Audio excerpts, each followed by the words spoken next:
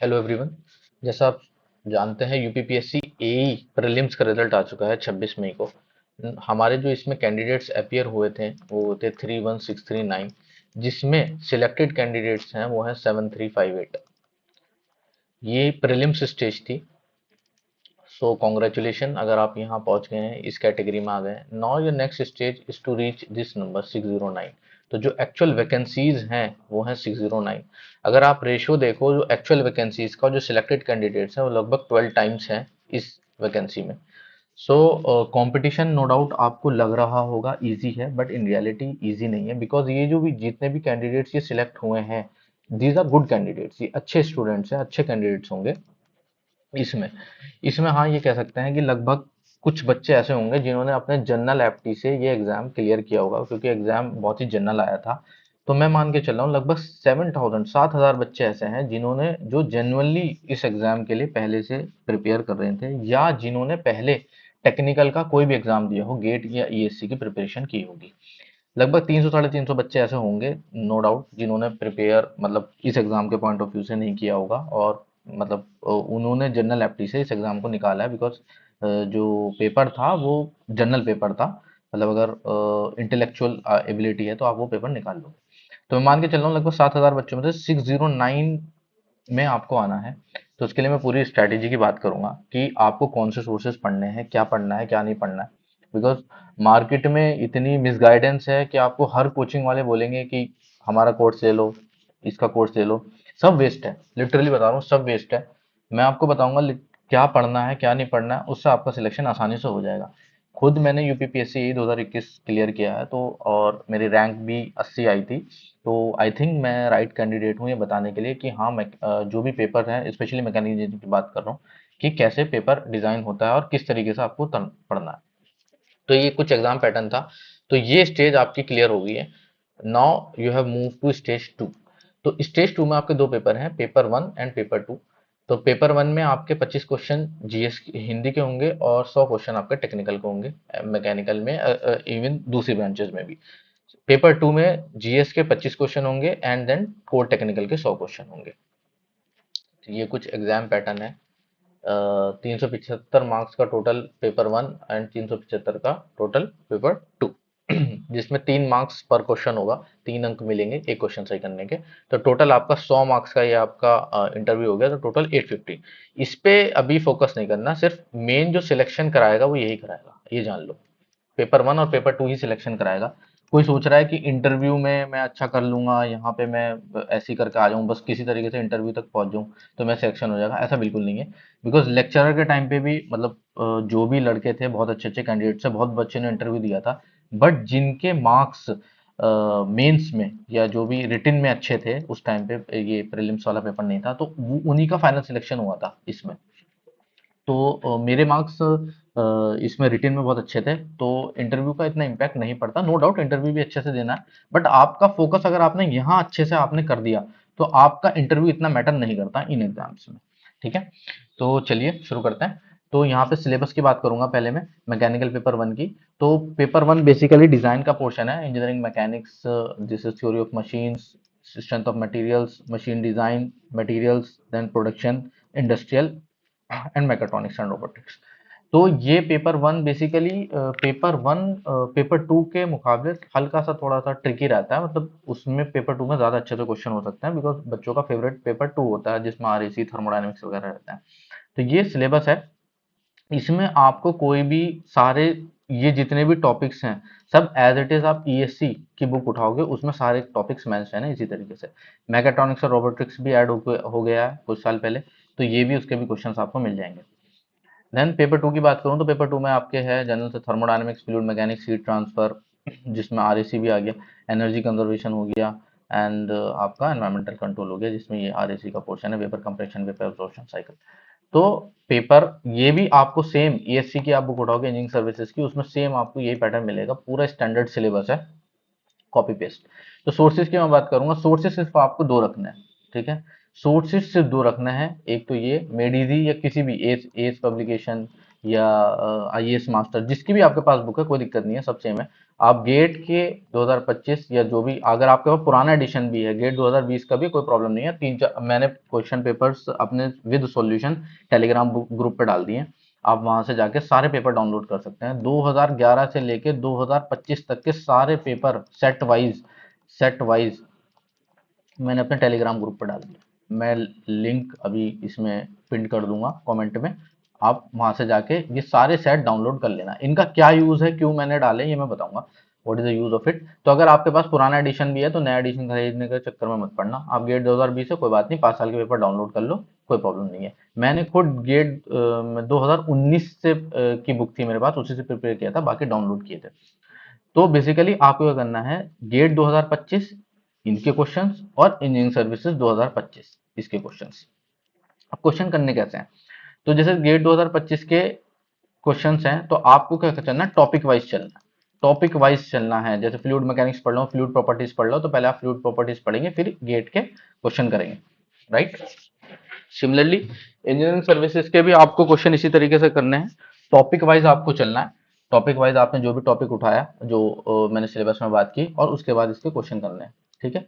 ये ही दो बुक काफी हैं एग्जाम निकालने के, trust me these two books are enough to clear this exam. और किसी बुक की जरूरत है नहीं, वेस्टेज ऑफ टाइम है। कोई कोचिंग वाले के पास आप जाएंगे, सब अपना अपना अपना मटेरियल कहेंगे कि हमारी कोचिंग कर लो, ये कर लो, वो कर लो, वीडियो लेक्चर देख लो। कोई वीडियो लेक्चर देखने की जरूरत नहीं है। इसका पार्ट वन, गेट की तो एक ही बुक होगी, इसकी इंजीनियरिंग सर्विसेज के दो पार्ट हैं, ये देखो वॉल्यूम वन है, वॉल्यूम टू आप देख लेना, ठीक है। जो भी वॉल्यूम वन वॉल्यूम टू जो भी इसके पार्ट है, part one part two syllabus के हिसाब से डिफाइंड है। 3 बुक सिर्फ आपकी टेबल पे होनी चाहिए, ओनली 3 बुक्स, दैट्स इट। बस आपको यही सॉल्व करना है, ठीक है, जितना हो सके आपको यही सॉल्व करना है।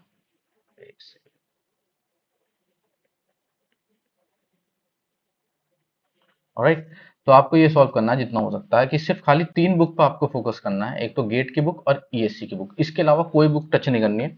एक बुक बहुत ही फेमस है, यूथ पब्लिकेशन की बुक है, बहुत बच्चे इससे सॉल्व करते हैं। मैंने भी ये बुक ली थी अपने प्रिपरेशन के टाइम पे, बट मुझे लगता है ये बुक मतलब इसमें रिटेन करना, इसमें मेमोरीज अपनी रिटेन करना, चीज़ों को याद रखना, ये बहुत ही टफ टास्क है। तो मैं तो डिपेंडिंग ऑन जितना आपके पास टाइम है, 2 ढाई महीने जितने भी है, तो मैं इस बुक को प्रीफर नहीं करूंगा कि अभी आप इस बुक को यूज नहीं करो, बिकॉज आप याद नहीं रख पाओगे। क्योंकि इसमें स्टेट के ए जेई सारे क्वेश्चंस हैं, तो एक लिमिटिंग पावर होती है ब्रेन की कि कितना आप मेमोराइज कर सकते हो कम टाइम में, तो आप याद नहीं रख पाओगे। आपका जो बेसिक मेन इंग्रेडिएंट होना चाहिए वो होना चाहिए गेट की और इंजीनियरिंग सर्विसेज के क्वेश्चंस, बस। हर क्वेश्चन इतना अच्छे से याद होना चाहिए, आपको हर क्वेश्चन पता होना चाहिए। अगर आपके सामने क्वेश्चन आ रहा है तो आपको पता होना चाहिए गेट का है, एएससी का। इस लेवल की आपको प्रैक्टिस करनी है, बार बार क्वेश्चन सॉल्व करने हैं, मेमोराइज करने हैं, उसे स्टार मार्क करने हैं अपनी एएससी की बुक में, गेट की बुक में, और उन्हें अच्छे से करना है, ठीक है। मैं बताऊंगा कैसे करना है इसका भी।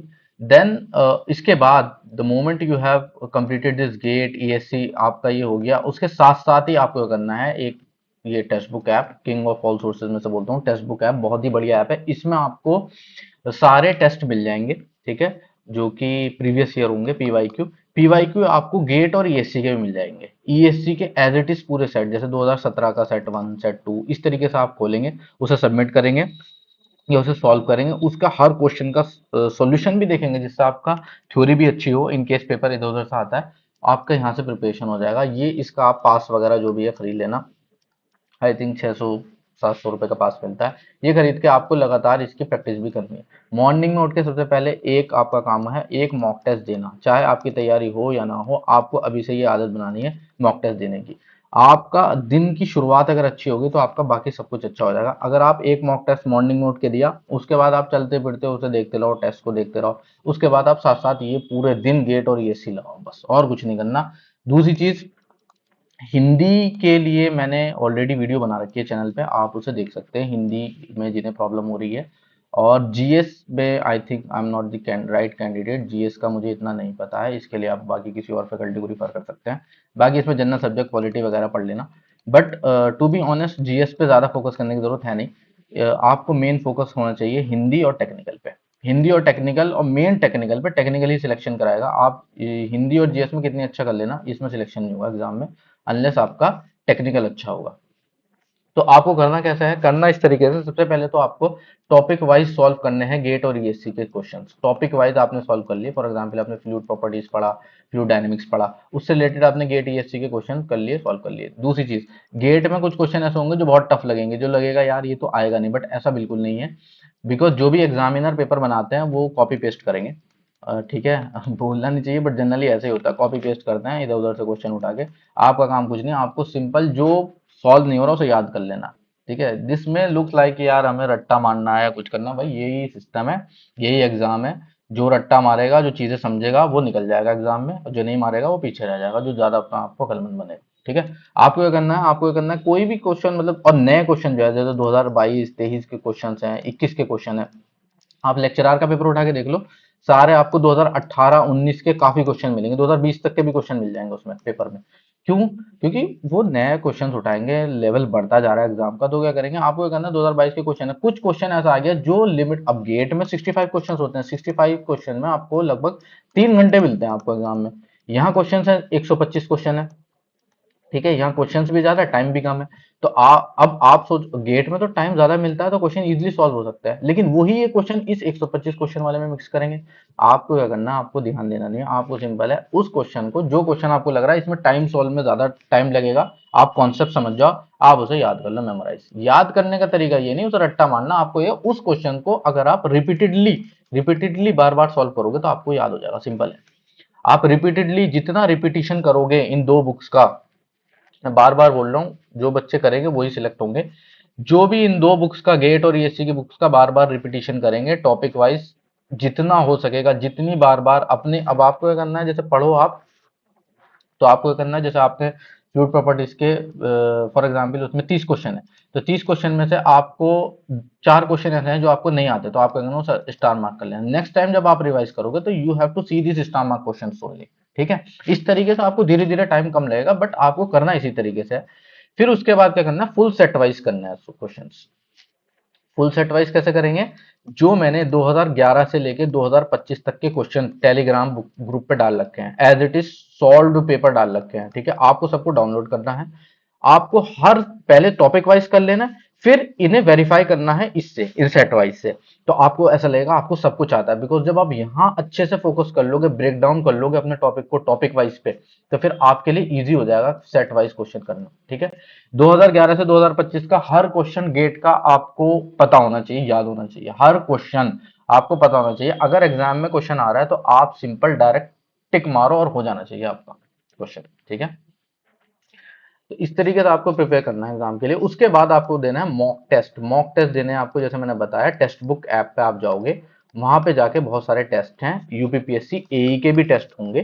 ठीक है, वहां पे आप टेस्ट दें, गेट के भी टेस्ट दे सकते हैं। मान लो, देखो ये तो एक तरीके से एक रिपीटिंग एक्सरसाइज है, रिपीटिंग एक्सरसाइज है, किस तरीके से, कि अगर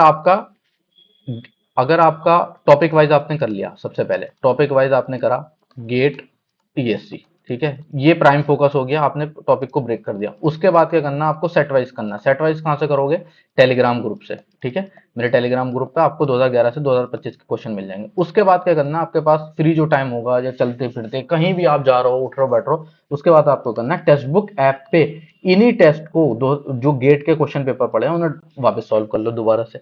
इससे क्या होगा, आपका 3 बार एक तरीके से एक वेरीफाई हो जाएगा, आपको मेमोराइज हो जाएंगे क्वेश्चन। मेमोराइज ऐसे रट्टा मार के नहीं होंगे, मेमोराइज होंगे रिपीटेबिलिटी पे, जितना आप रिपीट करेंगे क्वेश्चन उतना आपका याद हो जाएंगे क्वेश्चन। और अगर पेपर, जाहिर सी बात है, गेट और ईएससी एक बड़े एग्जाम से, ये सारे लगभग सारे टॉपिक्स को अपने कवर करते हैं, तो अगर आपने ये कर लिया तो आपका ओवरऑल जो एग्जाम है वो अच्छा जाएगा। इन केस रिपीटेड क्वेश्चन में नहीं आते हैं गेट और ईएससी से, तो आप क्या कर सकते हैं, क्वेश्चन पेपर को आराम से टैकल कर सकते हैं।